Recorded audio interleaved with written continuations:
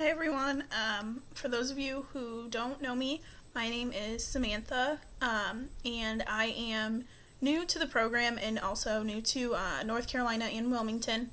So far this summer, I moved down here. I moved from Cincinnati, Ohio, at the end of May. So I've only been down here, beginning of June, so I've only been down here for about 3 weeks. So other than that, I've just kind of been trying to get acclimated to the area, as well as, spending time at the beach, and getting ready for the semester. Also trying to get acquainted with campus, as well as, volunteering at the Boys and Girls Club. So that's kind of what I've been doing, so far this summer since I've gotten down here.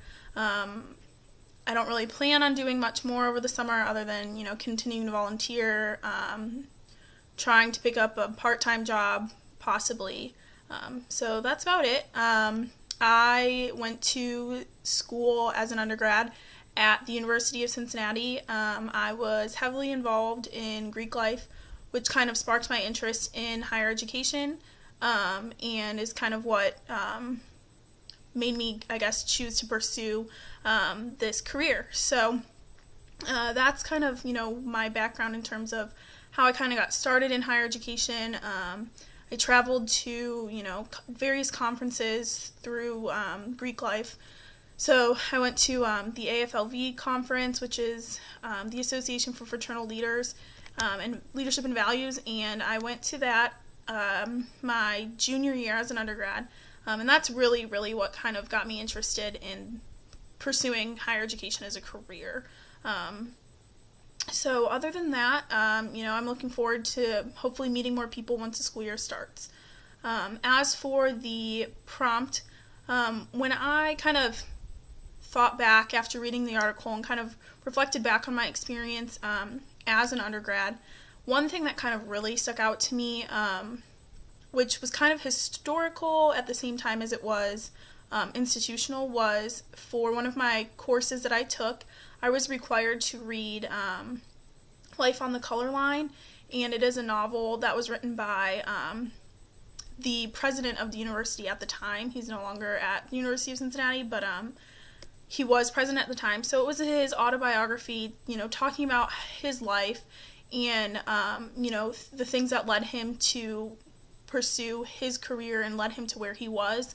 It also the main focus was his struggle with the fact that he was biracial, and that was not something that was known to him until he was in his adolescent years, teen years. He did not know that he was biracial. He never knew that side of his family. So it was just really, really interesting to kind of, after reading the article, think back to that moment, because I think for me at least, that moment kind of made me realize, the history of not necessarily the institution per se, but, the person leading the institution. So it gave me kind of, background information and allowed me to really, learn about the life of the university president.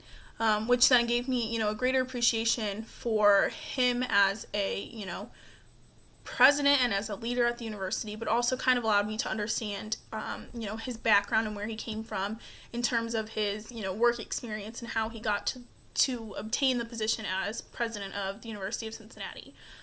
So that was a really cool experience. It also, in the book, and in the class that I took, I guess, allowed me to kind of reflect on the University of Cincinnati and how diverse it is, and just kind of really appreciate, really appreciate the diversity of the campus and appreciate that, there are so many different types of cultures, there's so many different types of people around me, and, being able to appreciate that and use that to my full advantage while I was in an undergrad, it was a really awesome experience for me, and is something that, I think helped me appreciate the institution that I attended. So I look forward to working with everyone this semester and hopefully getting to meet some of you on campus in the fall.